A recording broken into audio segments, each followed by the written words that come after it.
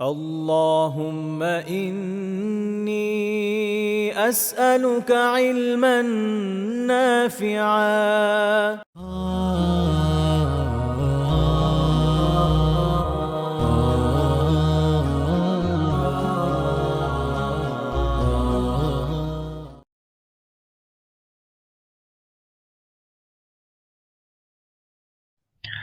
إن الحمد لله نحمده ونستعينه ونصلي على رسوله الكريم وعلى آله وصحبه أجمعين أما بعد রাসূলুল্লাহ সাল্লাল্লাহু আলাইহি ওয়াসাল্লামের পবিত্র জীবনাচরণ থেকে আমরা বেশ কিছু বিষয়ে আলহামদুলিল্লাহ তোমাদের আলোচনা করেছি।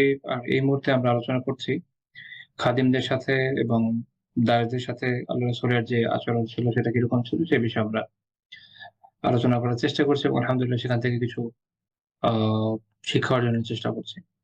তো বিগত দিনে যে এই টপিক গুলো আমরা যে পয়েন্ট গুলো আমরা আলোচনা করেছি এর আগে আমরা ১২ টা পয়েন্ট আলোচনা করেছি। আজকে ১৩ নম্বর পয়েন্ট।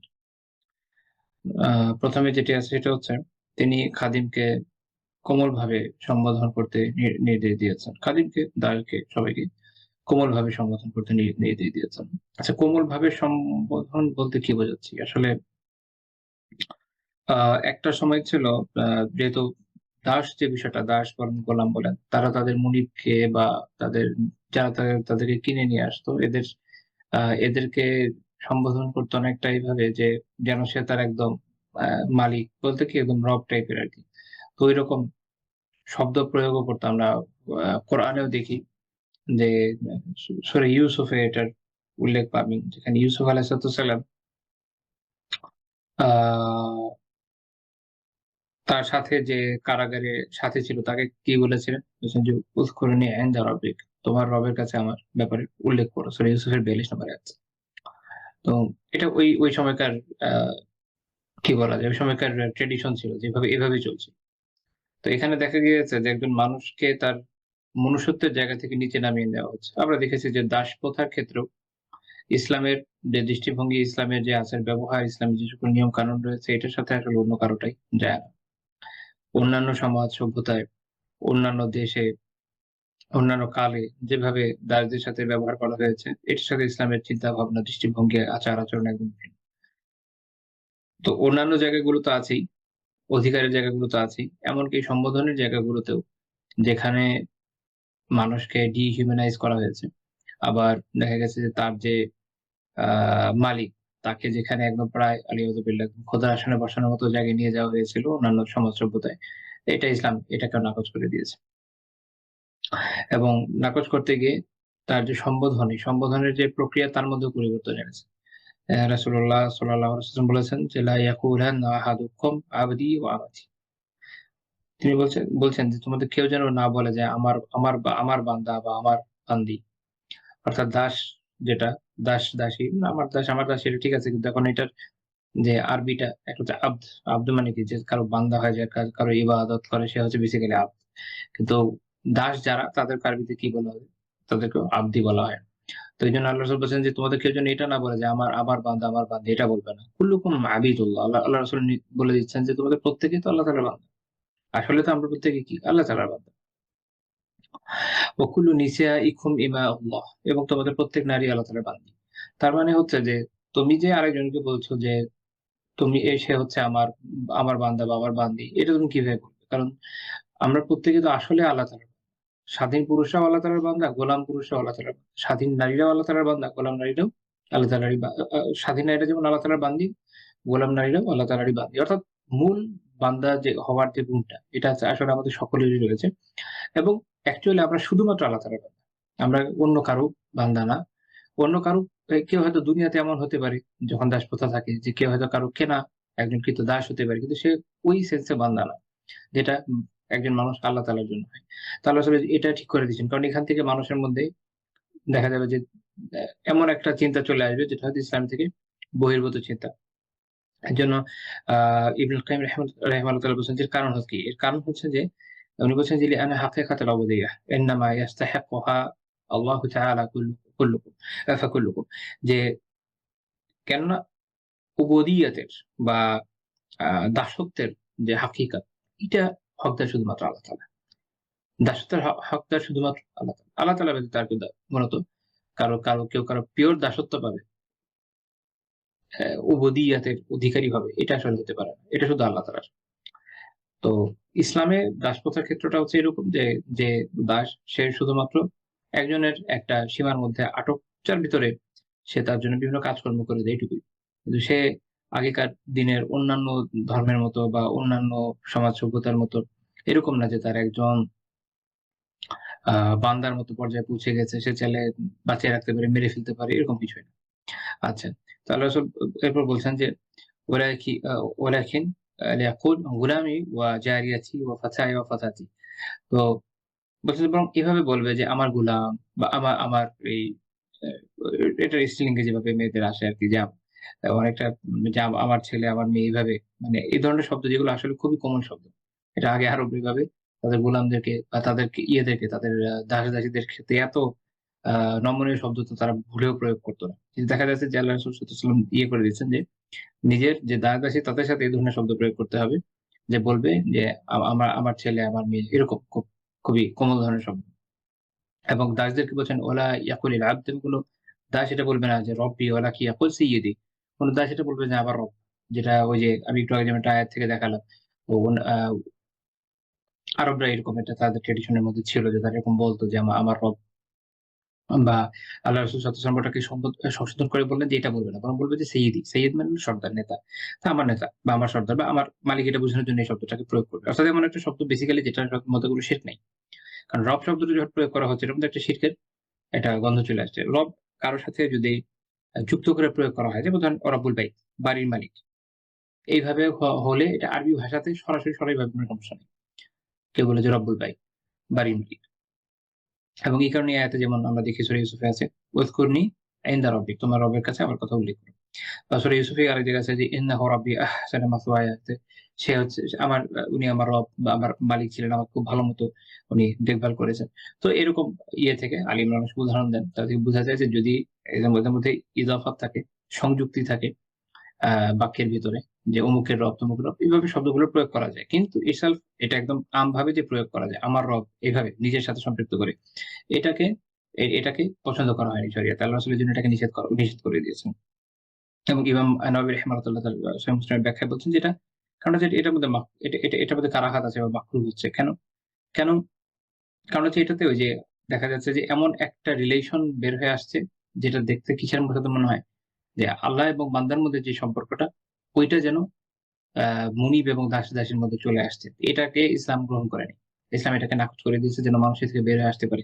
তো এখান থেকে একটা জিনিস আমাদের শিক্ষার উপকরণ রয়েছে সেটা হচ্ছে যে তাওহীদের বিষয়টা একদম ছোট যে সূক্ষ্ম বিষয়গুলো রয়েছে সেক্ষেত্রেও খেয়াল রাখা জরুরি।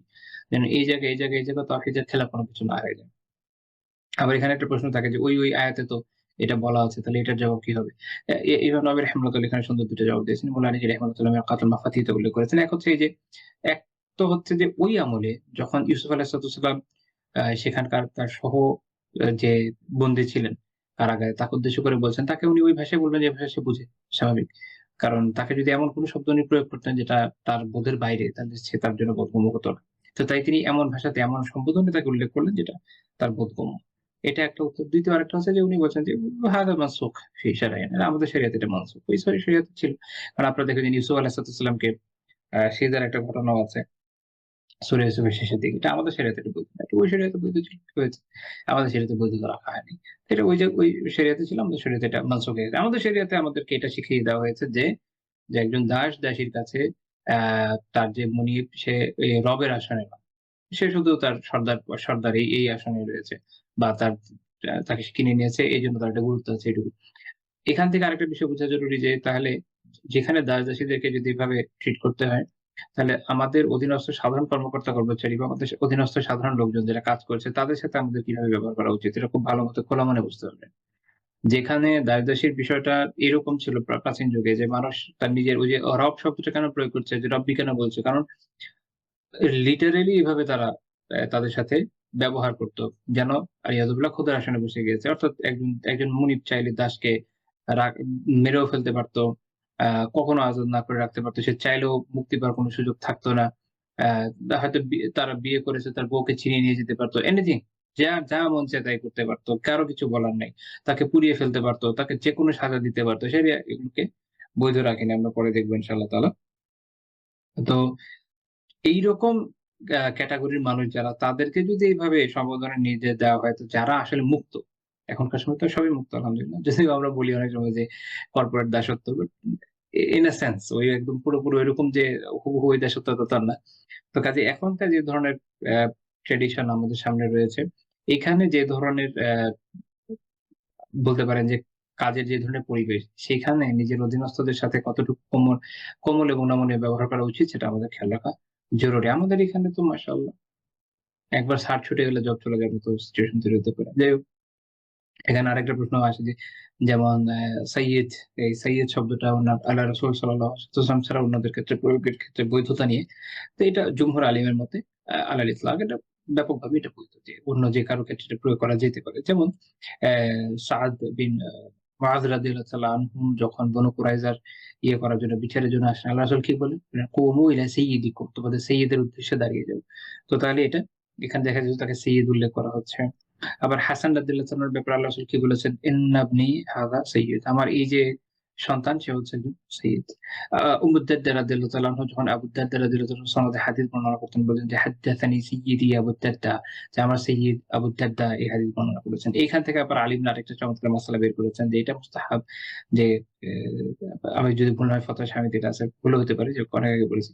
যে বাট মাসআলা ঠিক আছে। সেটা হচ্ছে যে স্ত্রী স্বামীকে সাইয়্যিদ ডাকবে এটা মুস্তাহাব একটা আমল। আচ্ছা। অ্যাকচুয়ালি স্বামী-স্ত্রী সাইয়্যিদি। আচ্ছা। তারপরে আসেন আমরা পরের পয়েন্টে চলে যাই। তো রাসূলুল্লাহ সাল্লাল্লাহু আলাইহি ওয়াসাল্লাম খাদিমকে কাজে দেরি করতে দেখলে তার প্রতি রাগান্বিত হতাম না। এটা আমরা শিশুদের সাথে তার ব্যবহারে আলোচনা করে এসেছি। এখন আমরা এটাকে আরেকটা দৃষ্টিকোণ থেকে দেখব। সেটা হচ্ছে খাদিমের সাথে তার যে ব্যবহার সেই দৃষ্টিকোণ থেকে দেখব। এটা আনাস রাদিয়াল্লাহু তাআলা আনহু একটা ঘটনা। এখান থেকে আরেকটা বিষয় যে একটা হাদিস থেকে অনেকগুলো ফাওয়ায়েদ পাওয়া যেতে পারে, অনেকগুলো মাসাইল জানা যেতে পারে। ভিন্ন শিক্ষা আমরা একটা হাদিস থেকে পাই। এ কারণে দেখবেন যে ওলামা যখন তাদের কিতাবগুলোতে হাদিসের কিতাবগুলোতে হাদিসকে লিপিবদ্ধ করেন। যেমন ধরেন ইমাম বুখারী রাহিমাহুল্লাহ।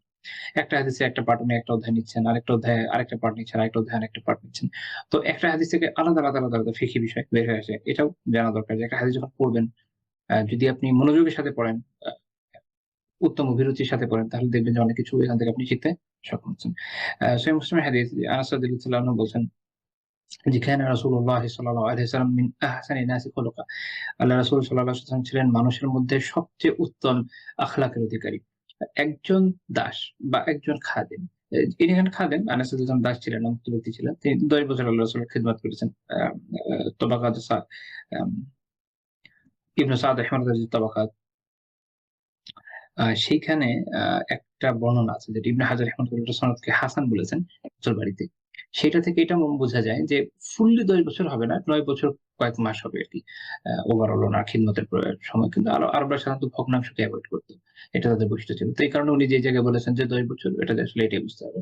তো উনি ১০ বছর আল্লাহ রাসূলের খিদমত করেছেন। একজন ব্যক্তি ১০ বছর এবং তিনি নাবালক বয়স থেকেই খিদমত শুরু করেছেন, বালেগ হওয়া পর্যন্ত তার খিদমত করেছেন। স্বাভাবিকভাবে ওই সময় যতটা ইজিলি তিনি আল্লাহ রাসূলের কাছে যাতায়াত করতে পেরেছেন, এইটা অন্য কোন সাহাবীর কাছে পক্ষে কিন্তু সম্ভব হয় না। এটা মনে রাখার বিষয়।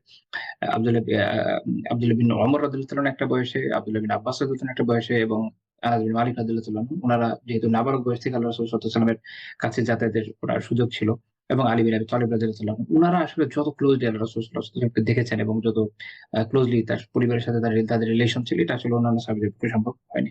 কারণ বাকিরা বালেগ ছিলেন। ওনাদের পক্ষে ওনাদের জন্য পর্দার ব্যারিয়ার ছিল, অন্যান্য বিষয় ছিল। তো এত ক্লোজলি দেখার পরও যখন একজন ব্যক্তি কারো ব্যাপারে এই সার্টিফিকেশন দেন যে তিনি হচ্ছেন আহসানুন নাসি খুলুকা, তিনি মানুষের মধ্যে আখলাকের দিক থেকে সবচেয়ে উত্তম, সবচেয়ে সুন্দর। তাহলে নিঃসন্দেহে তিনি কিন্তু সবচেয়ে উত্তম একজন সার্টিফিকেশন দেয়। আমার আপনার খাদিম বা আমার আপনার সাথে যারা চলে তারা কি আসলে আমাদের জন্য এই সার্টিফিকেশন দিচ্ছে কিনা এটা কিন্তু জরুরি প্রশ্ন। অনেক সময় দেখা যায় যে একজন মানুষ হয়তো বাহ্যিকভাবে অনেক ভালো, সবাই অনেক ভালো মনে করেন। কিন্তু যারা তার খিদমত করেছেন বা কিছুদিন হলেও খুব কাছাকাছি থেকেছেন তারা বিভিন্ন লেখা লেখেন। অনেক সময় এরকম দেখা যায় যে Facebook এ অনেকে এরকম লিখে যাচ্ছে যে অমুকের সাথে কিছুদিন ছিলাম, তার মধ্যে এই পেয়েছি, ওই পেয়েছি, এগুলো দুঃখজনক বিষয়। এইটা হচ্ছে গুরুত্বপূর্ণ ব্যাপার যে আপনি যখন ডেইলি একটা মানুষের সাথে থাকবেন, দূর থেকে দেখলে তো অনেক কিছু মনে হয়। কিন্তু যখন ডেইলি বেসিস এ একজন মানুষের কাছে থাকবেন, তখন আসলে তিনি কতটুকু ভালো না খারাপ এটা কিন্তু আপনার সামনে সুস্পষ্ট হয়ে যাবে। এটা লুকানো যায় না। আচ্ছা, তো তিনি বলছেন ফাআরসালানি ইয়াওমান লিহাজা, আমাকে একদিন তিনি একটা কাজে একটা প্রয়োজনে পাঠিয়েছেন। তিনি বললেন ওয়াল্লাহি লা আযহাব, আল্লাহর কসম আমি যাব না। এটা আ এটা এটা এটা আপনার কি বলে সিরিয়াস কোনো কসম না, কথার কথা বলে ফেলেছেন।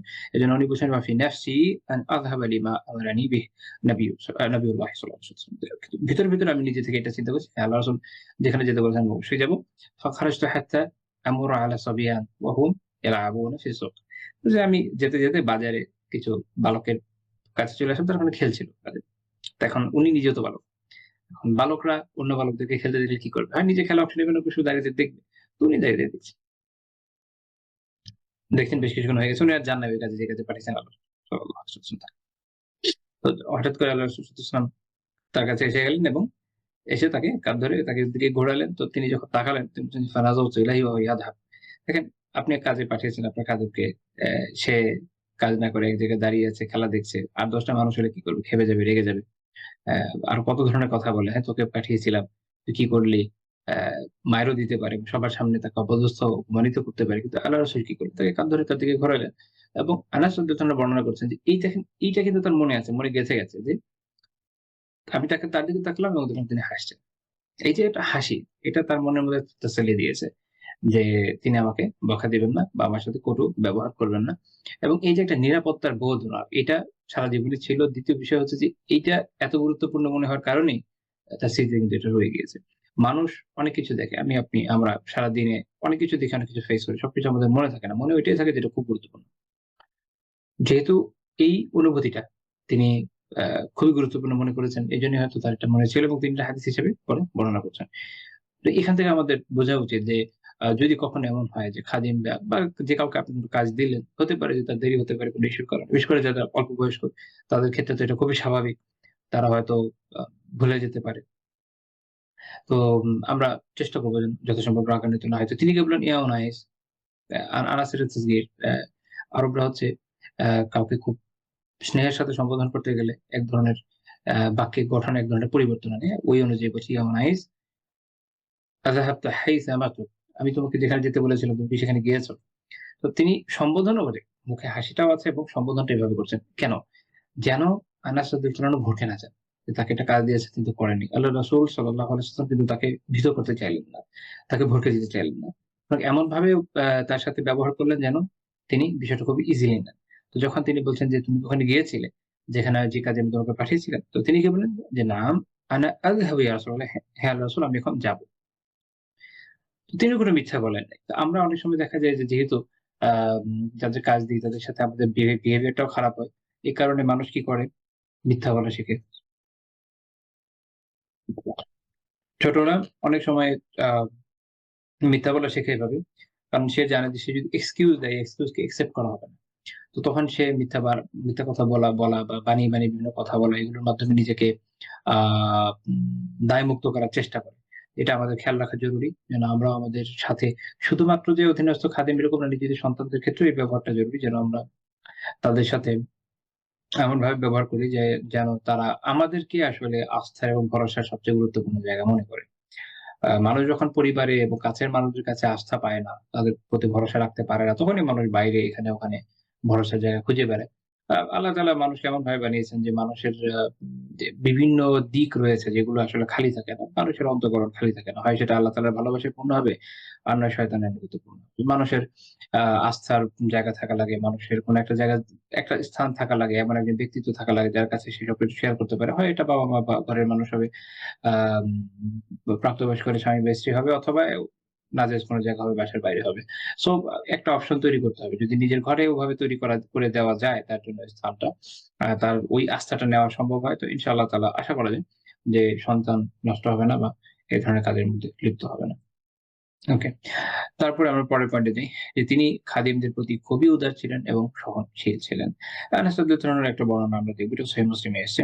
তিনি বললেন যে লাম্মা কাদিমা রাসূলুল্লাহ সাল্লাল্লাহু আলাইহি ওয়াসাল্লাম আল মাদিনা, আল্লাহর রাসূল সাল্লাল্লাহু আলাইহি ওয়াসাল্লাম যখন মদিনায় আসলেন, আখাযা আবু তালহা বিয়াদি ফানতালাকা বি ইলা রাসূলিল্লাহ সাল্লাল্লাহু আলাইহি ওয়াসাল্লাম। আবু তালহা রাদিয়াল্লাহু আনহু তখন আমাকে নিয়ে আল্লাহর রাসূলের কাছে গেলেন। আবু তালহা রাদিয়াল্লাহু আনহু ছিলেন আনাস রাদিয়াল্লাহু আনহুর সৎ বাবা। তো তিনি বললেন, জি ইয়া রাসূলুল্লাহ, ইন্না আনাসান গুলামুন কাইস। যে আনাস একজন খুব মেধাবী বিচক্ষণ বালক। ফালিয়াখদুম ফালিয়াখদুম, যে সে আপনার খিদমত করুক। করুক। তো এটা খুব গুরুত্বপূর্ণ একটা দিক আমরা এখানেও দেখি যে আবু তালহা রাদিয়াল্লাহু তাআলা আনহু তার নিজের যে সৎ ছেলে তার ব্যাপারে তিনি কতটা কনশাস যে আমার এই সন্তানের যেন খায়ের হয়। ওই আমলে আপনি যদি চিন্তা করেন রাসূলুল্লাহ সাল্লাল্লাহু আলাইহি ওয়াসাল্লামের খাদেম হওয়ার থেকে উত্তম এবং বড় কোনো নেক কাজও যেমন ওই সময় ওইভাবে নফলের মধ্যে যদি খোঁজেন নাই এবং এই একজন সন্তানের তারবিয়াতের জন্য তার উত্তমভাবে বড় হওয়ার জন্য মানুষের মতো মানুষ হওয়ার জন্য এর থেকে ভালো কোনো আ কিন্তু আসলে নাই। বলতে পারেন যে এর থেকে ভালো অবলম্বনও নেই। রাসূলুল্লাহ সাল্লাল্লাহু আলাইহি ওয়াসাল্লামের খিদমতে থাকা মানে হচ্ছে আ পৃথিবীর সর্বোত্তম এবং সর্বোৎকৃষ্ট ঘরে থাকা এবং সবচেয়ে উত্তম জ্ঞানের সান্নিধ্যে থাকা এবং এমনভাবে বড় হওয়া যে এই জ্ঞানের খনিটা তিনি নিতে, নিতে বড় হবেন। এবং দুনিয়া এবং আখিরাতের সার্বিক খায়ের আপনি লাভ করবেন। এখন দেখেন আবু তালহা রাদিয়াল্লাহু তাআলা আনহুর মধ্যে এই চিন্তা না থাকলে কি তিনি তার ছেলেকে এখানে নিয়ে নিতেন? ওই সময়ে তো আরো অনেক আনসারী ছিলেন। অনেকেরই সন্তান হয়তো ছিল। সবাই এভাবে চিন্তা করেন না যেটা আবু তালহা রাদিয়াল্লাহু তাআলা আনহু করতে সক্ষম হয়েছেন। এবং নিজের সন্তানও তখনও না ওই বছরই আমি যেরকম বর্ণনা পড়েছি যে ওই বছরই আবু তালহা রাদিয়াল্লাহু তাআলার বিয়েটা হয়েছিল। তো উনি কিন্তু তাৎক্ষণিক উনি ওনার সন্তানের কল্যাণ কামনা শুরু করেছেন যে আমার সৎ ছেলে তার এই কল্যাণটা জরুরি। তো দেখেন এর ফল কি হয়েছে? আনাস রাদিয়াল্লাহু তাআলা আনহু আল্লাহর রাসূল সাল্লাল্লাহু আলাইহি ওয়াসাল্লামের একদম খাস খাদেম হিসেবে জীবনযাপন করেছেন। সে একদম মৃত্যু পর্যন্ত সম্মানের জীবনযাপন করেছেন। আ আল্লাহ তাআলা তাকে আমরা এর আগে বর্ণনা করেছি যে তাকে সন্তান, সন্ততি, ধন, সম্পদ কোন কিছুর কোন অভাব দেন নাই। সব দিক দিয়ে তিনি কল্যাণ অর্জন করেছেন আলহামদুলিল্লাহ। তার ব্যাপক ইলম অর্জন করেছেন। যার মাধ্যমে উম্মাহ উপকৃত হয়েছে। আমরা এখন পর্যন্ত উপকৃত হয়ে যাচ্ছি। এখন এই মুহূর্তে আমরা আনাস রাদিয়াল্লাহু তাআলার বর্ণনা করা হাদীসই বর্ণনা করছি। তো এই যে একটা বিশাল কল্যাণের দিকে সন্তানকে নিয়ে যাওয়া, এটা না একটা খুব গুরুত্বপূর্ণ শিক্ষা। আমাদের এই বর্তমান সময়ের চিন্তা যদি বলি, অনেকে একাধিক বিয়ে নিয়ে কথা বলেন। আমি আসলে কিছু প্র্যাকটিক্যাল সমস্যা দেখি। এর মধ্যে একটা বড় প্র্যাকটিক্যাল সমস্যা হচ্ছে এটা যে আমাদের সমাজ ব্যবস্থায় ইভেন যারা নিজেদেরকে দিনদার মনেও করে, তারা নিজেদের সৎ বা অন্য ঘরের সন্তানদেরকে কতটুকু আপন করে নিতে পারেন বা আপন মনে করেন, এটা নিয়ে আমার যথেষ্ট সন্দেহ এবং সংশয় আছে। আমি যতজনকে এখন পর্যন্ত দেখেছি আমার কাছে এটা মনে হয়নি। তারা দেখা যায় যে আ নিজের ঔরজাত সন্তানের ক্ষেত্রে যতটা গুরুত্ব দেন, আ যদি আরেকজনের দায়িত্ব তার কাঁধে আসে, যাকে তারা হয়তো বিয়ে করছেন, যার সন্তান হতে পারে আরেক ঘরে সন্তান আছে, তাকে ওভাবে গুরুত্ব দেন না। তার পড়াশোনা বা তার উত্তম তারবিয়াত এগুলো নিয়ে অতটা গুরুত্ব দিতে আমি আসলে ওভাবে দেখিনি। ব্যতিক্রম থাকতে পারে। দুনিয়াতে সবকিছুর ব্যতিক্রম আছে। বাট আমার দেখার মধ্যে নাই। এই এ এ এটা যদি চলে তো স্বাভাবিকভাবে মানুষ আস্থা পাবে না। মানুষ স্বাভাবিকভাবে আস্থা পাবে এবং মানুষ এজন্য আস্থা পায় না। কিন্তু আমরা সাহাবীদের মধ্যে এটা দেখি না। সাহাবীদের মধ্যে আমরা এটা দেখি যে তারা আপনি দেখেন যে আ উম্মু সালামা রাদিয়াল্লাহু তাআলা আনহাকে যখন আল্লাহর রাসূল সাল্লাল্লাহু আলাইহি ওয়াসাল্লাম বিয়ে করলেন, তখন থেকে সালামা রাদিয়াল্লাহু তাআলা আনহু যে দায়িত্বটা পুরোপুরি উনি নিজেই নিয়ে নিলেন। এবং অন্যান্য আরো বর্ণনা আপনারা অন্যান্য সাহাবীদের ক্ষেত্রেও পাবেন। এ অর্থাৎ পুরো দায়িত্বটা আপনার। এখন থেকে আপনি তাকে দেখাশোনা করবেন। নিজের সন্তানের মতো। এটা হলো গুরুত্বপূর্ণ বিষয়। কিন্তু এদের মধ্যে আমি দেখেছি যে একটা এমন একটা ব্যারিয়ার তারা তৈরি করে রাখেন যেটা তারা নিজেরা কখনো ভাঙতে দেন না। এটা যদি না হয় তাহলে আবার আরেকটাও হয় যে দেখা গেছে যে কেউ আলহামদুলিল্লাহ খুব ভালোমতো সন্তানকে তরবিয়তের চেষ্টা করেছে কিন্তু সন্তানরাই গ্রহণ করতে চায় না। ইভেন দিনদার আমি এরকম শুনেছি দিন পালন করে মাশাআল্লাহ দাওয়া-টাওয়া করে বেড়ায়। কিন্তু নিজের মায়ের আ পরবর্তী স্বামী যিনি, তিনি যতই তার টেক কেয়ার করার চেষ্টা করুক না কেন, এটা সে ভালো চোখে নেয় না। তার মনে হয় যে এই লোক আমার বাবা না, সে কেন আমার উপর ইয়ে করছে, আমার আ আমার ব্যাপারে এত বেশি সতর্ক সচেতন হওয়ার চেষ্টা করছে। তো এই পারস্পরিক সমস্যাগুলো কারণ এগুলো আসলে একটা এমন একটা সিচুয়েশন তৈরি করেছে যে চাইলেও বিষয়টা এত সহজ হয়ে উঠছে না আমাদের অ্যা সমাজ ব্যবস্থায়। আল্লাহু আলাম বাট এই সমস্যাগুলো আছে। এটা প্র্যাকটিক্যাল প্রবলেম, এটা অস্বীকার করার কোন স্থান নাই। আচ্ছা, তো যেটা বলছিলাম এরপরে আমরা যাই। আনাস রাদিয়াল্লাহু তাআলা বলছেন যে ফাখাযামতুহু ফি সাফর আল হাদার। আমি বাড়ির বাইরে সফরে সব অবস্থায় তার খিদমত করে গেছি। ওয়াল্লাহি মা ক্বালা লি শাই صنعته لما صنعت هذا هكذا ولا لشيء لم أصنعه লিমা লাম তাসনা হাযা হাকাযা। তিনি আল্লাহর কসম তিনি কখনো আমি এমন কিছু করার পর বলেন নাই যে এটা এমন করে কেন করলে বা আমি কিছু না করার পরে বলেন নাই যে এটা কেন করলে না। অর্থাৎ তিনি তাকে এই উদারতা দেখিয়েছেন এবং এইভাবে সহনশীলতার সাথে তার সাথে ব্যবহার করেছেন যে, তুমি তোমার মতো কাজটা করো। ভালো ভালোমতো যেন করে এজন্য সুযোগও তিনি দিয়েছেন। কিন্তু যদি সেটা ভুলও হয়ে যায় এটার জন্য তাকে বকাঝকাও করেননি। আবার যদি কোনো কিছু করতে ব্যর্থ হন এটার জন্য তাকে বকাঝকা করেন নাই। তো এই উত্তম তারবিয়তের ফলেই আনাস রাদিয়াল্লাহু তাআলা আনহু হয়ে উঠতে পেরেছেন। এবং সহিহ মুসলিমের একটা বর্ণনায় তিনি বলছেন যে খেদামতু রাসূলুল্লাহি সাল্লাল্লাহু আলাইহি ওয়াসাল্লাম 9 সিনিন, আমি আল্লাহ রাসূল সাল্লাল্লাহু আলাইহি ওয়াসাল্লামকে 9 বছর খিদমত করেছি। ফামা আ'লামুহু ক্বালা লিকাত লিমা ফাআলতু কাযা ওয়া কাযা ওয়া লা আ'বা আলাইয়া শাইআন কাত। তিনি বলছেন যে এর মধ্যে কখনো এমন হয় নাই যে আমি তার থেকে কখনো এমন কিছু দেখিনি বা এমন কিছু জানি না যে আমি কোনো কিছু করেছি আর তিনি বলছেন যে, তুমি এটা এভাবে কেন করলে?" বা কখনো কোনো কিছু দোষ ধরেছেন, এটা তিনি করতেন না। এটা আবার আসলে বৈশিষ্ট্যই ছিল না যে তিনি কারো এরকম দোষ ধরে বেড়াতেন। ইন্টারেস্টিংলি আমরা এর আগে বর্ণনায় দেখেছি যে তিনি তার স্ত্রীদেরও আসলে ওভাবে দোষ ধরতেন না। অর্থাৎ রাসূলুল্লাহ সাল্লাল্লাহু আলাইহি ওয়াসাল্লামের উত্তম চারিত্রিক আদর্শ ছিল এরকম যে তিনি স্ত্রী অধীনস্থ করা ব্যক্তিদের এইভাবে মানে দোষ ধরে তাদেরকে কষ্ট দেওয়া এটা তিনি করতেন না। ইহসানের চেষ্টা করতেন। যেই জায়গাগুলোতে তার নিজের ছাড় দেওয়ার সুযোগ আছে, ব্যক্তিগত বিষয়, এখানে তিনি সাধারণত ছাড় দিতেন। কিন্তু যদি দ্বীনি বিষয় আসতো আপনারা দেখেছেন যে তিনি সেখানে ছাড় দিতেন না। এইজন্য ইবনে হাজার রাহিমাহুল্লাহ তাআলা ফাথুল বারীতে বলছেন যে যদি এমন হয় যে ফাআম্মাল উমুরুল লাযিমা শারআন, যদি এমন হয় যে শারঈভাবে যে জিনিসটা আবশ্যক এমন কোন বিষয় যদি আসে, ফালা ইয়াতাসামাহু ফিহা লিআন্নাহা মিন বাবিল আমর বিল মারুফ ওয়ান নাহই আনিল মুনকার। ওই জায়গায় কোন আ অলসতা, উদাসীনতা বা সহনীয়তা এটার সুযোগ নেই। কারণ এটা সৎ কাজের আদেশ এবং অসৎ কাজের নির্দেশ দেওয়ার মতো বিষয়ের অন্তর্ভুক্ত হয়ে যাবে। এটা শরীয়তের একটা বিধান, এটা আমাদের তখন পালন করতে হবে। তো আমরা দেখেছি যে সলাতের বিষয় বা অন্যান্য বিষয়ে আল্লাহ রাসূল সাল্লাল্লাহু আলাইহি ওয়াসাল্লাম আ পরিবারের লোকজনকে তখন ছাড় দেন। এই যে জায়গাগুলোকে বাধ্যতামূলক বিষয় যেগুলো। কিন্তু যখন বিষয়গুলো ব্যক্তিগত জায়গায় চলে আসে তিনি শুধু ছাড়ের উপর ছাড়ই দিয়ে গেছেন, ইহসানের পর ইহসানই করে গিয়েছেন। এটা নিজের পরিবারের সাথে করেছেন এবং নিজের খাদিমদের সাথে করেছেন, নিজের নাতি-নাতনি সন্তান সবার সাথেই করেছেন, আ সাহাবীদের সাথে করেছেন, এমনকি কুফারদেরও উনি অনেক ছাড় দিয়েছেন। যে জায়গাগুলো ব্যক্তিগত। কিন্তু যখন এই দ্বীনি বিষয় চলে আসে তখন কিন্তু তিনি ছাড় দিতেন না। এটা আমরা বিভিন্ন বর্ণনা থেকে জানি এবং দেখি। আমাদের হয়েছে কি যে আমাদের মধ্যে অনেকের মধ্যে এই সমস্যাটা দেখা যায় যে আমরা এই ছাড়ের বর্ণনাগুলো পড়ার পর মনে করি দুনিয়ার সব জায়গায় ছাড় দেয়া যাবে। আমি দ্বীনি বিষয়ে ছাড় দিয়ে বসে থাকব। এই সুযোগ আমাকে কে দিচ্ছে? এই সুযোগ তো শরিয়া দেয়নি। এবং আল্লাহ রাসূল সাল্লাল্লাহু আলাইহি ওয়াসাল্লাম তার এত উত্তম চারিত্রিক বৈশিষ্ট্যের পরেও কখনো এই কাজ করেননি। এই কারণ হচ্ছে দ্বীনি বিষয়ে ছাড় দেওয়াটা এটা উত্তম চারিত্রিক বৈশিষ্ট্য না। এটা নিকৃষ্ট চারিত্রিক বৈশিষ্ট্য।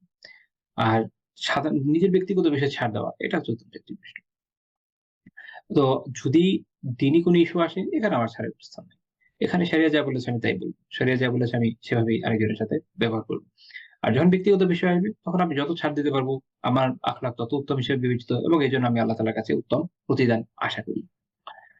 তো অনেকে এটা যখন ভুল বুঝেন তখন তারা যেটা করেন যে দিনী জায়গাগুলোতে ছাড় দেওয়া শুরু করেন। অথচ ব্যক্তিগত জায়গাগুলোতে ছাড় দিতে চান না। যিনি হয়তো দেখবেন যে দিনী বিষয়ে ফর এক্সাম্পল মনে করেন কেউ কোনো একটা পলিটিক্যাল পার্টি বা কোনো একটা সংগঠন বা যেকোনো কিছু একটা করছে যেটা একটা দিনী একটা ইদারা। তো সেখান থেকে ধরেন দুনিয়াবি জায়গাতে অন্য যে কেউ যাদের সাথে দিনের সাথে কোন শত্রুতা আছে বা দিনী জায়গায় যাকে আসলে আমার ধরা দরকার দেখবেন যে এই জায়গায় ছাড় দিতে মাফ করতে শেষ। সেইম লোকের যদি ধরেন একটা ইনস্টিটিউশন থাকে, আপনি ওই ইনস্টিটিউশনের কর্মচারীদের সাথে কথা বলে দেখেন যে একটু পান থেকে চুন খসলে তাদের আচরণ কিরকম। এটা হওয়ার কথা না। হওয়ার কথা ছিল উল্টা। এখানে হচ্ছে সমস্যা। অর্থাৎ দিনকে আমরা ভুল রিপ্রেজেন্ট করি এবং ভুলভাবে বুঝি, ভুলভাবে উপস্থাপন করি। আল্লাহ আমাদেরকে শুধরায় দেন। আচ্ছা। তারপরে কয়টা যে তিনি তো নিজে খাদিমদের ওভাবে দোষ ধরতেন না। আচ্ছা। তো তাহলে তিনি তার সামনে যে অন্য কেউ ধমক দিবে এটা তিনি পছন্দ করতেন না। উনি এটাতে বাধা দিতেন। আনাস রাদিয়াল্লাহু তাআলা আনহু বর্ণনা করছেন আ ইমাম আহমদ রাহিমাহুল্লাহ মুসনাদে উল্লেখ করেছেন এই হাদিসটা যে খাদামতুন নবী সাল্লাল্লাহু আলাইহি ওয়াসাল্লাম ৮০ সিনিন, আমি আল্লাহ রাসূলকে ১০ বছর খেদমত করেছি। আমি এর আগে একটু আগে বর্ণনা করেছি যে একটাতে সহিহ মুসলিমে ৯ বছর আছে। এটা আমরা দেখলাম ১০ বছর এবং আমি একদম শুরুতে বলেছি যে আসলে এটা হচ্ছে ৯.৫ বছরের মতো হবে। ৯ বছর কয়েক মাস হবে। তো এই কারণে উনি কখনো ৯ বলেছেন, কখনো ১০ বলেছেন বিকজ আরবরা সাধারণত ভগ্নাংশ বলতেন না। আচ্ছা। তো তিনি বলছেন যে ফামা আমারানি বিআমরিন ফাতাওয়াইনাই আ আ ফাতাওয়ানাইতু আন আও দায়াতুহু আ ফালা মানি। তিনি বলছেন যে যদি আমি কোন কাজে এরকম কিছু অবহেলা করেছি, হ্যাঁ, বা নষ্ট করে ফেলেছি, এটার জন্য তিনি কখনো তিরস্কার করেন নাই, ভর্ৎসনা করেন নাই। ফালা মানি, আমাকে তিনি কখনো তিরস্কার, নিন্দা, ভর্ৎসনা এগুলো করেন নাই। ফাইল্লা মানি আহাদুম মিন আহলি বাইতিহি ইল্লা ক্বাল, যদি তার বাড়ির কেউ আমাকে তিরস্কার করতে চাইতেন বা ভর্ৎসনা করতে চাইতেন, তিনি বলতেন দাউহু ফালাউ কুদ্দিরা আও ক্বালা লাউ কুদিয়া আইয়াকুনা কান। যে তাকে ছেড়ে দাও। তাকদীরে যা ছিল এটা হয়ে গেছে। এখন এটা নিয়ে তাকে ধরার কোনো প্রয়োজন নেই। মানে আমি একটু ভাবানুবাদ করলাম আরকি। তো মূল কথা হচ্ছে এটা মুসনাদ আহমদের ১৩,৪৯৮ নম্বর হাদিস এটা। শেখ শাহবান রাহিমাহুল্লাহ এই হাদিস সহিহ বলেছেন। মূল কথা হচ্ছে এটা যে যখন একটা কিছু হয়ে যায়, কিছু একটা ঘটে যায়, এটা তো আসলে তাকদীরের বিষয়। কারণ আমরা জানি যে যা হওয়ার তা হয়েছে, যা হয়নি তা হবার ছিল না। তো আপনি রাসূলুল্লাহ সাল্লাল্লাহু আলাইহি ওয়াসাল্লামের জীবন যদি গভীরভাবে ও অধ্যয়ন করেন, তার জীবনের পরতে, পরতে তাকদীরের ভালো মন্দের প্রতি যে আস্থা, বিশ্বাস, ভরসা এবং এই অনুযায়ী জীবন যাপন করা এটা আপনি শিখতে পারবেন। সিরাত পাঠ থেকে আমরা অনেক কিছু শিখি। খুব ইন্টারেস্টিংলি তাকদীরের ভরসার বিষয়টা বা তাকদীরের ভালো মন্দের প্রতি আস্থার বিষয়টা আমরা ওভাবে শিখতে সক্ষম হই না হয়তোবা। আমি অনেক সময় অনেকে লেখা-টেখা দেখেছি। আমার কাছে মনে হচ্ছে যে বিষয়টা একটু অবহেলিত রয়ে গেছে। আপনি আল্লাহ রাসূলের জীবনের পুরোটার মধ্যেই আপনি শিক্ষাটা পাবেন যে তিনি কিভাবে তাকদীরের প্রতি আস্থাশীল ছিলেন। আমরা আমরা আমরা আমরা বলি যে হ্যাঁ, তাকদীরের প্রতি আমি বিশ্বাস রাখি। তাকদীরের ভালো-মন্দের প্রতি আমার ভরসা আছে। কিন্তু এটা বলাটা যত সোজা, করাটা তার থেকে অনেক। যখন একটা কিছু হয়ে গেছে, আপনি যখন হাদিস অনুযায়ী চিন্তা করবেন যে হ্যাঁ, যেটা হয়েছে সেটা হয়ে গেছে। এখন আমি সবর করব। এটা নিয়ে আমি ঝামেলা করব। আমি বলব না যদি এটা হতো, ওটা হতো লাও, এটা বলব। কারণ এটা শয়তানের দরজা খুলে দেয়। এইটা পারে না মানুষ। এটার মধ্যেই পড়ে যায়। এবং এটা নিয়ে আলাপ আলোচনা করে মাথা খারাপ করে ফেলে, নিজে কনফিউজড হয়ে যায়, নিজে ডিপ্রেসড হয়ে যায়, আরেকজনকে ডিপ্রেশন এ ফেলে দেয়। তো এইটার বিপরীত চিত্রটা আপনি সিরাতে পাবেন। একদম বিপরীত চিত্র। ফর এক্সাম্পল আপনি চিন্তা করেন উহুদের যুদ্ধে যে বিপর্যয়টা হয়েছে। ঐতিহাসিক দৃষ্টিকোণ থেকে ঐতিহাসিকরা যখন আলোচনা করেন তারা অনেক সময় বলেন যে যদি তীরন্দাজ যারা ছিলেন তারা আ আ ভুল তাবিল করে না ফেলতেন তাহলে হয়তোবা এই বিপর্যয়ে পড়তেন না। কিন্তু এটা আমরা কিভাবে জানবো যে আসলেই সেটা হতো না। এটা তো তাকদিরে যা ছিল হয়েছে। এখন আপনি আল্লাহ রাসূল সাল্লাল্লাহু আলাইহি ওয়াসাল্লামের জীবন দেখেন। উহুদের যুদ্ধে তিনি মারাত্মকভাবে আহত হলেন। তার প্রিয় ব্যক্তি শহীদ হলেন। তার মুখ ক্ষত-বিক্ষত হয়ে গেল, দাঁত শহীদ হলো। উনার কখনো কোথাও এরকম হাদিস বা বর্ণনা পড়েছেন যে তিনি এই ধরনের কোনো কথা বলেছেন যে যদি এটা হতো তো ওই হতো, যদি এটা হতো হয়তো যদি এটা না। তার কোনো বর্ণনা আছে ইনশাআল্লাহ। তাকদীরের প্রতি উনার এই আস্থা ছিল। যা হওয়ার হয়ে গেছে। সামনে দেখি। এটা একটা মুমিন জীবনের শিক্ষা। যা হবার হয়ে গেছে। এখন আমরা ওটা ওভারটার্ন করতে পারব না। এখন আমি সামনে এগিয়ে যাব। আল্লাহর উপর আস্থা রাখবো, ভরসা রাখবো। ক্ষতি হয়ে থাকলে সবর করব। আর যদি যেটা হয়েছে এতে আমার কল্যাণ হয়ে থাকে, খুশি হয়ে থাকি, শুকরিয়া আদায় করব। যখন একজন মুমিন এভাবে জীবনযাপন করবে সে কখনো আসলে হতাশার মধ্যে ভুগবে না এবং সে এরকম থেমে যাবে না এবং এই যে নস্টালজিয়ায় ভুগে জীবন শেষ করে দিবে না। আমরা যদি দেখি যে আমাদের অনেক সমস্যার একটা প্রধানতম কারণ কিন্তু এই জায়গায়। সঠিকভাবে তাকদীরের ভালো-মন্দের উপরে আস্থা বিশ্বাস রাখতে ব্যর্থ হওয়া। এবং এর ফলে আমরা অনেক ধরনের সমস্যায় আসলেও ভুগি। আ প্রত্যেকের জীবনে এই ধরনের বিভিন্ন সমস্যা থাকে। আপনি রাসূলুল্লাহ সাল্লাল্লাহু আলাইহি ওয়াসাল্লামের জীবন দেখেন, সাহাবীদের জীবন দেখেন, তাবিঈদের জীবন দেখেন, পরবর্তী ইমামদের জীবন দেখেন। তাদের জীবনে এগুলো নিয়ে হা-হুতাশ করার টাইম নেই। তারা এগুলো নিয়ে সময় ব্যয়ই করেন না। কারণ কেন করবেন? কারণ ওটা করতে গেলে দেখা যাচ্ছে যে হয়তো আকীদা বিরোধী একটা কাজ হয়ে যাচ্ছে। হ্যাঁ, এখানে একটা মজার কথা বলি। আল্লাহ আলাম মজার হবে কিনা। বাট আমি অনেক সময় কিছু এক্সপ্রেশন বলি আমার নিজস্ব এক্সপ্রেশন। যাই হোক, সেটা হচ্ছে দেখেন আকীদা আসলে একটা ব্রড টার্ম, তাই না? তো এর মধ্যে একটা গুরুত্বপূর্ণ টার্ম কি? সেটা হচ্ছে কাদরের বা তাকদীরের ভালো মন্দের প্রতি যে বিশ্বাস। দেখা গেল যে আলহামদুলিল্লাহ আমার অন্যান্য জায়গায় আকীদা খুব ভালো। কিন্তু এই জায়গায় আমার আকীদা সঠিক হলো না। তাহলে কি আমার কি বলা যাবে যে আমার আকীদা সাহিহ? নিশ্চয়ই বলা যাবে না। এই জায়গায় আমার আকীদার মধ্যে সমস্যা আছে। তাহলে অ্যা এ এ এ এটার একটা হচ্ছে যে কি থিওরিটিক্যাল। যে আপনি থিওরিটিক্যালি বিশ্বাস ঠিকমতো করছেন কিনা। গুড করছেন। মনে করলাম যে থিওরিটিক্যালি বইপত্র যা আছে আপনি মেনে নিয়েছেন। আরেকটা হচ্ছে প্র্যাকটিক্যাল। এখন আমরা প্র্যাকটিক্যাল এ নেই। এখন থিওরিটিক্যাল আপনি বিশ্বাস করেন আল্লাহ তাআলাকে শুধু ডাকতে হবে, তাকে ইবাদত করতে হবে। তাহলে আল্লাহ তাআলা বলছেন যে, আল্লাহ তাআলার সাথে অন্য কোনো ইলাহ, অন্য কাউকে ডেকো না। অ্যা বিভিন্ন জায়গায় আল্লাহ তাআলা নিষেধ করেছেন। এখন আপনি এটা প্র্যাকটিক্যালি বিশ্বাস করেন আল্লাহ ছাড়া কাউকে ডাকবেন না। বিপদে-আপদে যেকোনো সময় শুধু আল্লাহকে ডাকবেন। আল্লাহ তাআলার কাছে সাহায্য চাইবেন। এখন এটা হলো আপনার থিওরিটিক্যাল বিষয়। অ্যাপ্লিকেবল সময়ে যখন আপনি অ্যাপ্লিকেশন এ আসবেন তখন আপনি দেখা গেল যে অমুক তমুককে ডেকে বসতেছেন। "হে অমুক বাবা, তমুক বাবা হেল্প করতো।" প্র্যাকটিক্যাল জায়গাতে আপনি তখন শিরকের মধ্যে চলে যাচ্ছেন। সেম ভাবে তাকদীরের ভালো-মন্দের বিশ্বাস আপনি থিওরিটিক্যালি খুব ভালো মানেন। কিন্তু যখন প্র্যাকটিক্যালি এপ্লাই এর জায়গায় চলে আসে তখন দেখা যাচ্ছে আপনি এপ্লাই করতে পারছেন, আপনি ভেঙে পড়ছেন। আপনি ওই অস্থিতিশীলতার মধ্যে দিয়ে আপনি যাচ্ছেন। কেন এটা হলো? ওই কি হলো? অভিযোগ অভাবের শেষ নাই। আরো বিভিন্ন সমস্যা যেটা দেখা গেল কি প্র্যাকটিক্যালি আসলে তাকদীরের ভালো-মন্দের মধ্যে আপনার বিশ্বাসটা থাকে না। তখন দেখা গেল ওই যে আগেরটা যেরকম তাওহীদের মধ্যে প্র্যাকটিক্যাল আকীদায় বা তাওহীদুল আমালির মধ্যে ত্রুটি আছে। এইটাতে হচ্ছে তাকদীরের মধ্যে প্র্যাকটিক্যাল জায়গাতে আপনার ত্রুটি রয়ে গেল। তাহলে এটা বিশুদ্ধ আকীদা হলো। তাহলে বিশুদ্ধ আকীদা আমাদের আকীদাকে বিশুদ্ধ করতে হবে। হ্যাঁ? আকীদাকে বিশুদ্ধ করতে হবে মানে কি? আল্লাহ তাআলা সম্পর্কিত আকীদা, রাসূল সম্পর্কিত আকীদা থেকে নিয়ে একদমই তাকদীর, হ্যাঁ? এই সবগুলো জায়গা যতগুলো বিষয় আছে আকীদার সবগুলোতেই আকীদাকে বিশুদ্ধ করতে হবে। এটা শুধুমাত্র ১ টা ২ টা জায়গার মধ্যে সীমাবদ্ধ নয়। এটা আমাদের খেয়াল রাখা উচিত এবং আমরা যদি এটা করতে সক্ষম হই আমাদের জীবনে অনেক সমস্যা ইনশাআল্লাহ দূর হয়ে যাবে। তো এখান থেকে আমরা দেখলাম যে রাসূলুল্লাহ সাল্লাল্লাহু আলাইহি ওয়াসাল্লাম নিজে যেমন খাদিমদের দোষ ধরেননি অন্যদেরকে এই বিষয়ে নিষেধ করেছেন এবং এখানে আসলে হুসনুল তারবিয়ত আছে। উত্তমভাবে তারবিয়ত করেছেন। শুধু খাদিমকে না, পরিবারের লোক। সবাইকে একটা জিনিস শিখিয়ে দিয়েছেন যে তাকবীর জাতিল হয়ে গেছে। বাসায় দেখা গেল যে আপনার হতে পারে অনেক সময় যেরকম হয় যে আ আহলিয়ার হাত থেকে পড়ে একটা প্লেট ভেঙে গেল। লাইক দামি একটা প্লেট ভেঙে গেছে। তো অনেক সময় কষ্ট করে বেচারা চাকরি-বাকরি করে অল্প টাকা-পয়সা যা কামায় তা দিয়ে কিনেছে। কষ্ট হয়, খারাপ লাগতে পারে। সিম্পল। কিন্তু তাকদীরে ছিল হয়ে গেছে। এখন আর আপনার বকাঝকা করে তো লাভ নেই। সবর করেন। আল্লাহ তাআলার কাছে উত্তম প্রতিদান আশা করেন। আল্লাহ তাআলা এজন্য আপনাকে জাযায়ে খাইর দিবেন। এই দুনিয়ায় দিবেন, আখিরাতেও দিবেন। ওইটাই তো মূল প্রাপ্য। ওইটাই তো দরকার আমার। আমি যদি এখানে ধমকাধমকি করি আমি কি পাবো? কিছুই পাবো না আসলে। বরং আমার এই ব্যবহারের কারণে দেখা যাবে যে হয়তো আমার আহলিয়া ক্ষুব্ধ হলো, ক্রুদ্ধ হলো। বা যদি খাদেমের সাথে কেউ করে থাকে, কাজের লোকের সাথে কারো সাথে করে থাকে, তারাই ক্ষুব্ধ হবে, তাদের সাথে রিলেশন খারাপ হবে। কিন্তু যদি সবর করা যায়, এটা সব দিক থেকে কল্যাণকর। আচ্ছা, তারপর আসেন আ ১৭ নম্বর পয়েন্টে তিনি এটা একটা জিনিস শিখিয়েছেন সেটা হচ্ছে খাদিম বা দাস-দাসীদের কাজ যদি পছন্দ না হয়, হতে পারে যে পছন্দ হলো না। সেক্ষেত্রে কাজ হচ্ছে যে তাদের প্রতি জুলুম না করা। বরং যদি আ এরকম সমস্যা হয় তখন কি করতে হবে? তাদেরকে ছেড়ে দিতে হবে।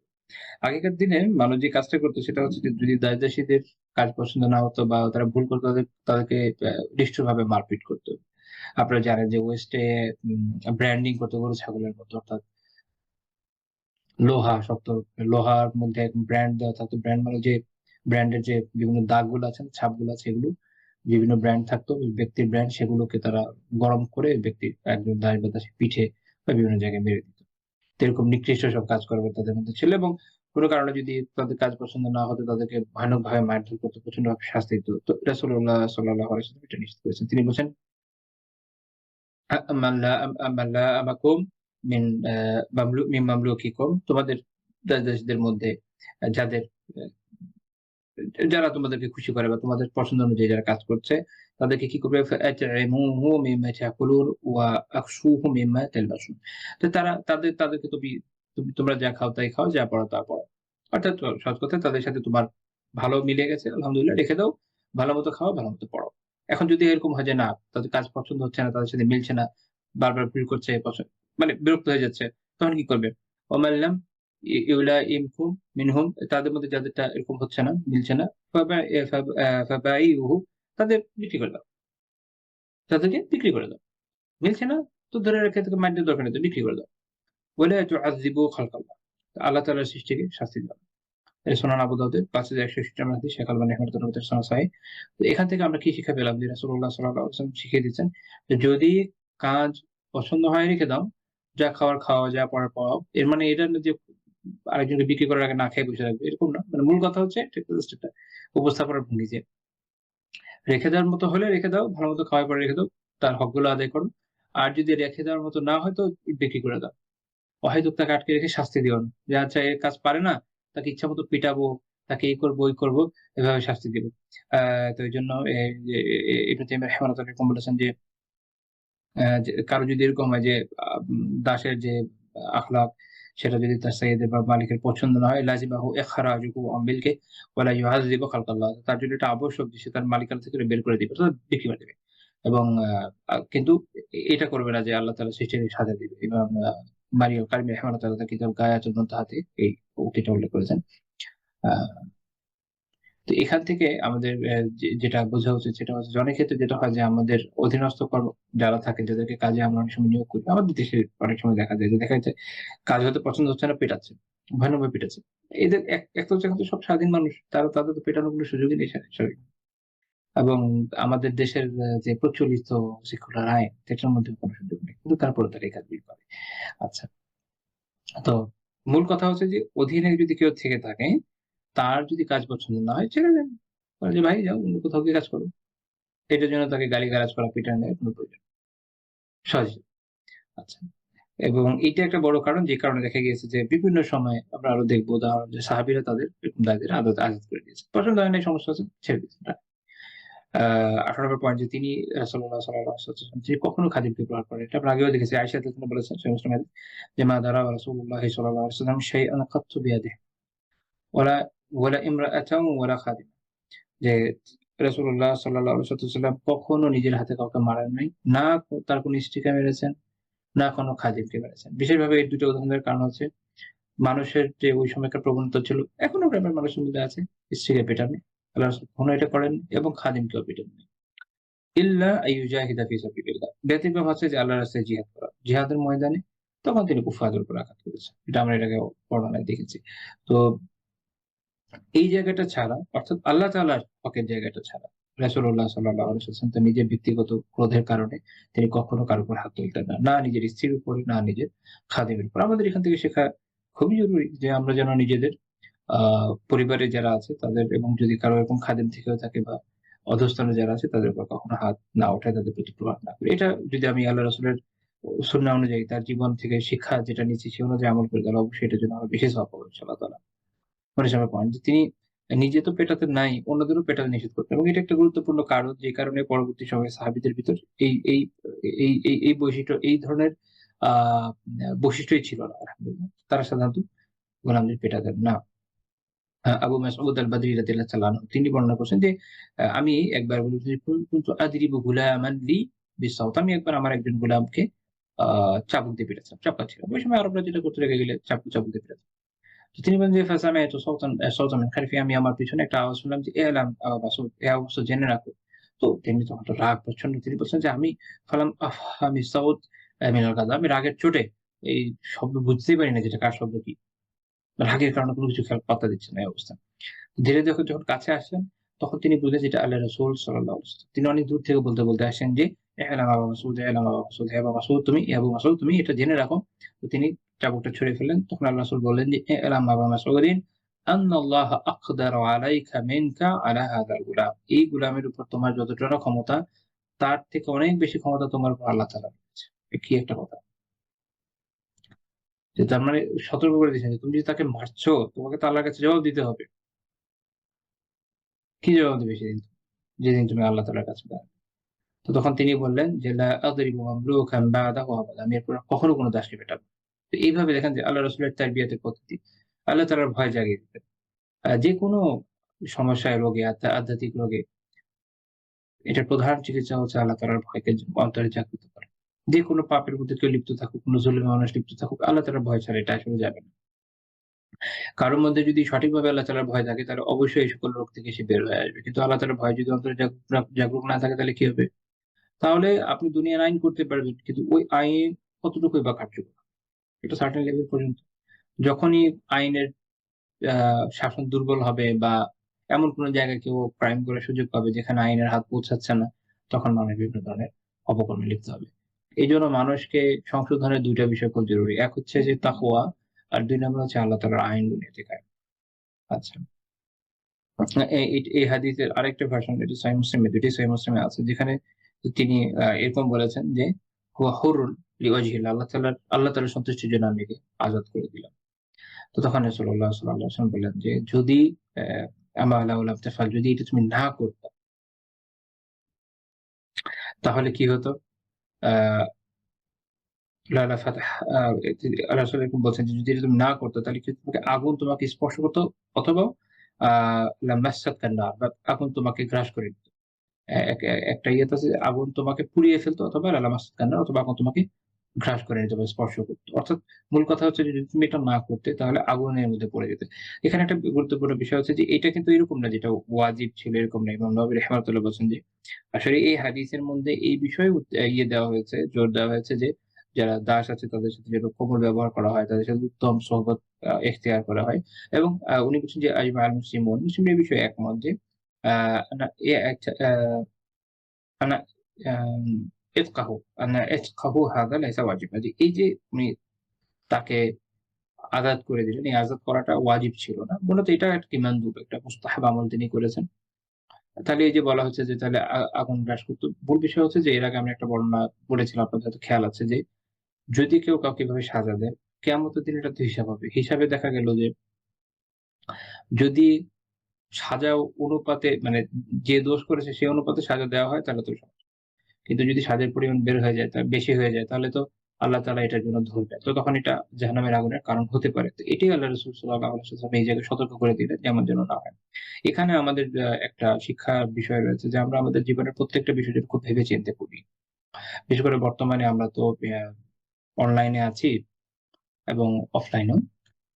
আমরা যখন যেকোনো কোনো কাজ করি, বলি বা যেকোনো কিছু লিখি, যেকোনো কিছু শেয়ার দিই, আমরা অনেক সময় চিন্তা করি না যে আসলে আ আল্লাহ তাআলার দরবারে এটার জন্য আমার কোনো জবাবদিহিতে হবে কিনা। মনে রাখবেন যে দুনিয়ার কোনো কিছু শরিয়ার বাইরে। শরিয়ার যে আমরা যেটা বলে আহকাম তাকলিফিয়া, এটার কোনটা না কোনটার ভিতরে কিন্তু এটা পড়বেই। হয় জিনিসটা ওয়াজিব হবে, নয় জিনিসটা হারাম হবে, নয় জিনিসটা মুস্তাহাব হবে, নয় জিনিসটা মাকরুহ হবে, অথবা জিনিসটা মুবাহ হবে। নয় কিছু তো হবে। কোনটার মধ্যে পড়ছে এটা আমাদের বোঝা খুব জরুরি। যদি ওয়াজিব হয় তাহলে করতেই হবে। যদি মুস্তাহাব হয় তাহলে তো করবোই সওয়াবের আশায়। যদি মুবাহ হয় তাও করলাম বা না করলাম। কি খায়ের থাকলে করলাম, না করলে না করলাম। বাট করলেও আশা করি আল্লাহ তাআলা ধরবেন না। কিন্তু যদি এটা মাকরুহ হয়, আল্লাহ অপছন্দ করেন, যদি এটা হারাম হয় তাহলে আল্লাহ তাআলার কাছে আমার জন্য এটার আ কঠিন জবাবদিহিতা তো করতেই হবে। আযাবের সম্ভাবনাই অনেক বেশি যদি আল্লাহ মাফ না করেন। তো এরকম গুরুতর বিষয় কিন্তু রয়েছে। এজন্য মানব জীবনের প্রত্যেকটা কাজই তো শরিয়ার যে আহকামে তাকলিফিয়া, এগুলো কোনটা না কোনটার মধ্য দিয়ে পড়ছে। তো আমরা অনলাইনে যে কাজ করি বা অফলাইনে যে ধরনের কাজই করি না কেন সেগুলো তো এর মধ্যে গিয়ে পড়ছে। এজন্য আত্মজিজ্ঞাসা রাখা খুব জরুরি যে আমি যে কাজটা এই মুহূর্তে করছি বা করতে যাচ্ছি বা করলাম, এইটা আসলে কোনটার মধ্যে দিয়ে পড়বে। আপনি যদি এভাবে চিন্তা করেন তাহলে আশা করা যায় ইনশাআল্লাহ তাআলা অনেক অকল্যাণ থেকে, অনেক ফাসাদাত থেকে বেঁচে থাকতে সক্ষম হবেন। আ এইটা যেহেতু আমরা ওভাবে চিন্তা করি না, হয়তো এইটার কারণেই আমরা মানে ওই যে আসছে, সবাই যেটা করছে আমরাও তাই করছি। সবাই যে ধরনের রিঅ্যাকশন দিচ্ছে আমরাও তাই করছি। আমরা খেয়াল করছি না যে কাজটা কি জায়েজ হলো না নাজায়েজ হলো। এর ফলে দেখবেন যে যারা নিজেরা দিন পালন করেন বলে বাহ্যিকভাবে মনে হয়, এই ধরনের মানুষদের থেকে অনেক ধরনের ফাসাদ তৈরি হচ্ছে এবং অনেক ধরনের কাজ তারা করে বসছেন যেটা শরীরভাবে বৈধ নয়। এটা আমাদের খেয়াল রাখা খুবই জরুরি। বিশেষ করে এই হাদিস থেকে আমরা এটা খেয়াল রাখবো। কারণ সাহাবী রাগ এসে গেছে, উনি একটা কাজ করে ফেলছেন। উনি কিন্তু খেয়াল করছেন না যে এটা কি, কোন ধরনের কাজ হচ্ছে, এটা কি আল্লাহ তাআলার কাছে আমাকে জবাব দিতে হবে কাউকে। আল্লাহ রাসূল এটা খেয়াল করেন। এটা হচ্ছে এখান থেকে আমাদের নেওয়া শিক্ষা।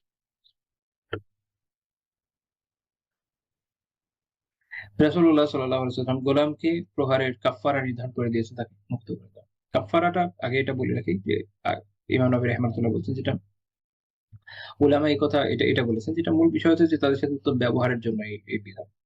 এবং এই বিষয়ে ওয়াজিব আল মুসলিম, মুসলিম এই বিষয়ে ইজমা করেছেন, একমত হয়েছে যে আন্না ইতকাহু বিহাদা লাইসা ওয়াজিবা।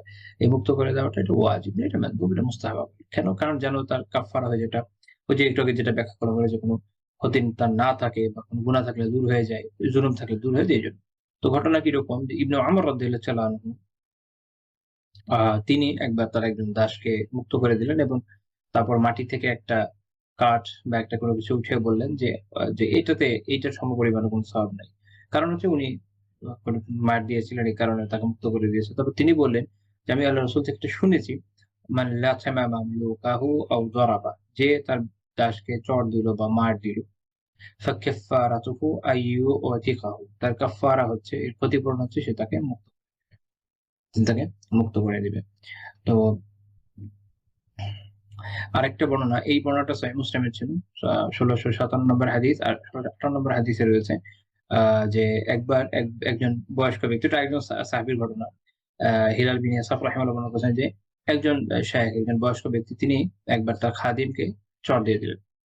তো তখন সয়ীদ বিন মুকাররিন রাদিয়াল্লাহু তাআলা আনহু তিনি বলছেন যে, এবং ওই শায়েখ তিনি থাপ্পড় দিয়েছেন হচ্ছে গালে। যে আপনি এই যে মার দেওয়ার জন্য চেহারা ছাড়া কিছু পাননি।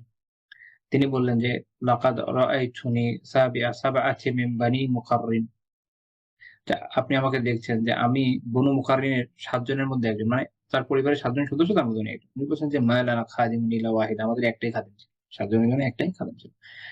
ফালাতামাহা আসগারুনা, তো তাকে আমাদের সবচেয়ে ছোট জন এসে থাপড় মেরে দিয়েছিল। ফাআমারানা রাসূলুল্লাহি সাল্লাল্লাহু আলাইহি ওয়াসাল্লাম আন নু'তিকাহা, আল্লাহ রাসূল আমাদেরকে নির্দেশ দিয়েছেন তাকে মুক্ত করে দেওয়ার জন্য।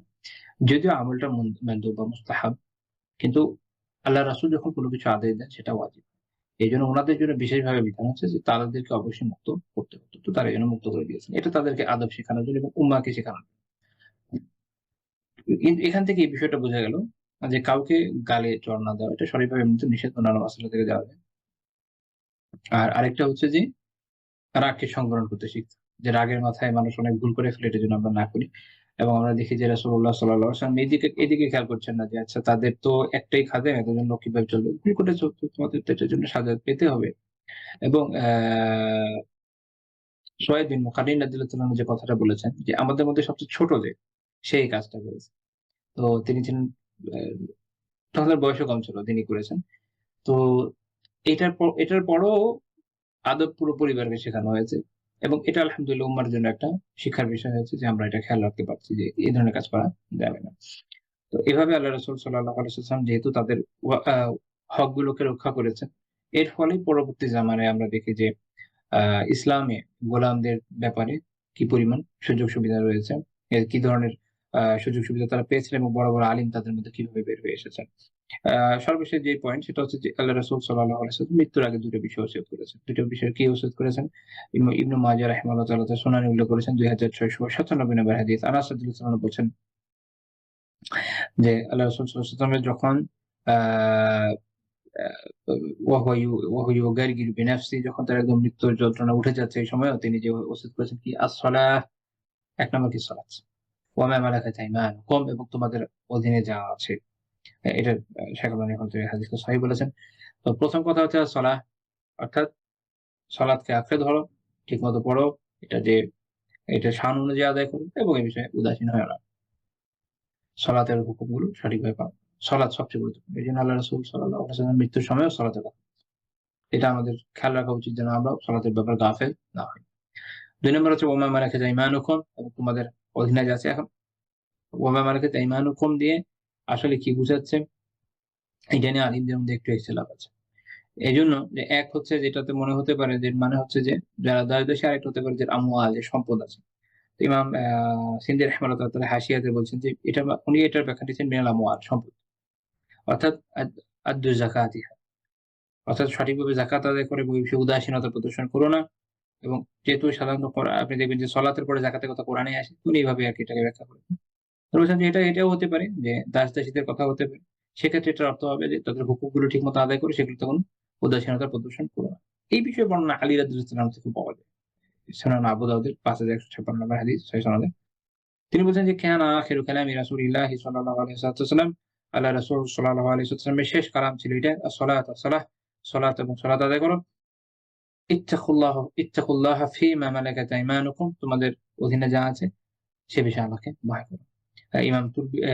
ইমাম তুরবিশতি রাহিমাহুল্লাহ তাআলা তিনি বলছেন যে আযহারু আল-আযহারু আন্নাহু আরাদা বিমা মালাকাত আইমানুকুম আল-মামালিক। তিনি বলছেন যে এটার বাহ্যিক অর্থ সুস্পষ্ট অর্থ এটাই যে তিনি আসলে এটাতে বুঝাতে চাচ্ছেন তোমাদের অধীনস্থ দাস-দাসীদের কথা।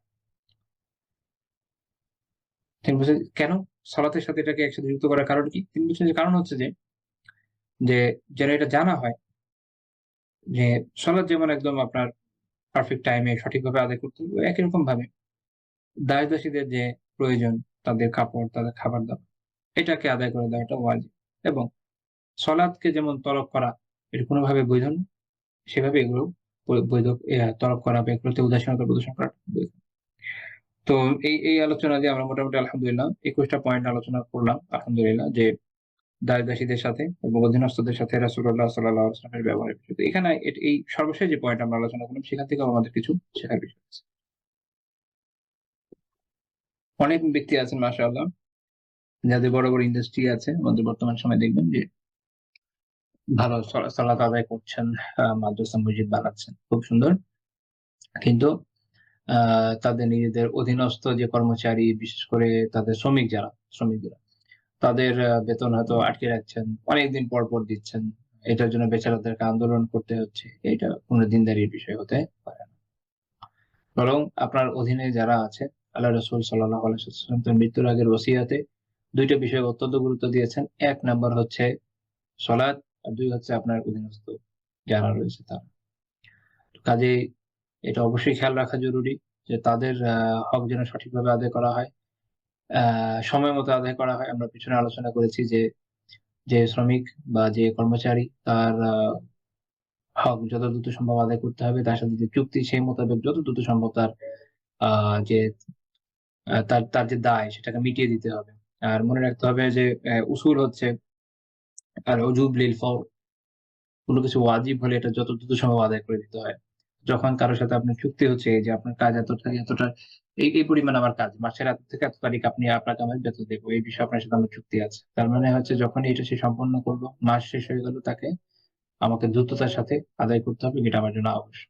এখানে আসলে শিথিলতার জায়গা নেই। কিন্তু আমার মনে হয় আল্লাহু আ'লাম যে হয়তো মানুষের মধ্যে এই বিষয় নিয়ে এভাবে চিন্তাও নাই, সচেতনতাও নাই। আচ্ছা এটাও একটা দিনই বিষয়। মনে রাখবেন একটু আগে যেমন বলেছি যে জীবনের প্রত্যেকটা দিক দিনই বিষয়। এমন কিছু নাই যেটা ইসলামের বাইরে। আহকাম তাকলিফিয়ার ভিতরে কোন না কোনটা পড়বে। হয় ওয়াজিব হবে, নয় হারাম। হয় মাকরুহ হবে, নয় মুস্তাহাব। হয় মুবাহ হবে, কিছু না কিছু তো হবে। এর বাইরে কিছু যাবে না। তো কাজেই আগে আমাকে জানতে হবে যে আমার আ কোনটা আমার দায়িত্ব সেটা যেন আমি সঠিকভাবে পালন করি। যারা কাউকে নিয়োগ দেন কাজ করার, তাদের দায়িত্ব যে এই বিষয়ক যে এটা তাকে অর্জন করতে হবে। কারণ ইলম অর্জন করা এবং স্পেসিফিকলি এই বিষয়ক ইলম অর্জন করা তার জন্য ফরজ আইন। তাকে এটাকে অর্জন করতেই হবে। একই রকমভাবে যারা অধস্তন যারা কাজ করেন তাদেরও এটা আবশ্যক যে তারা জেনে নিবেন যে তার অধীনস্থ হিসেবে কোন বিষয়গুলো তার জন্য আবশ্যক। এজন্য আমরা অনেক সময় দেখি যে আ ২ পক্ষ থেকেই কিন্তু আপনার আ ইয়েটা হয়। এই হক নষ্ট করার বিষয়টা হয়। যেমন যারা মালিক তারা হয়তো বেতন এবং অন্যান্য সুযোগ সুবিধার ক্ষেত্রে হক নষ্ট করে থাকে। যারা অধস্তন তারা কাজ ফাঁকি দেওয়া, মালিকের সম্পদ বিনষ্ট করা, তাকে যে ডিউটি দেওয়া হয়েছে সেটাতে চুরি করা, সময় নষ্ট করা। তারপরে হচ্ছে যেইটা পরিমাণ টাকা যে কাজের জন্য দেওয়া হচ্ছে সেটাকে সেখানে ব্যয় না করে নিজের পকেটে ঢোকানো এবং বিভিন্নভাবে বিভিন্ন অবৈধ কাজ করে থাকে। তো তাহলে আমরা ২ দিকেই সমস্যাগুলো দেখি এবং এটা একটা বড় কারণ যে কারণে আমাদের এখানে সঠিকভাবে একটা দিনী ব্যবস্থাপনা তৈরি হয়ে উঠতে পারেনি। তো এই বিষয়গুলো থেকে আমাদেরকে বের হয়ে আসতে হবে এবং বের হয়ে আসার ১ম ধাপ হচ্ছে জানা। জানলে ইনশাআল্লাহ তাআলা গ্র্যাজুয়ালি আমরা সামনে এগোতে পারব। তো আল্লাহ তাআলা তৌফিক দান করুন আমরা যেন এই বিষয়গুলো শিখি, বুঝি, জানি, নিজেরা আমল করি, অন্যের কাছে পৌঁছে দেই। আল্লাহ তাআলা তৌফিক দান করুন। আমিন। সুবহানাকাল্লাহুম্মা বিহামদিকা লা ইলাহা ইল্লা আনতা আস্তাগফিরুকা ওয়া আতুবু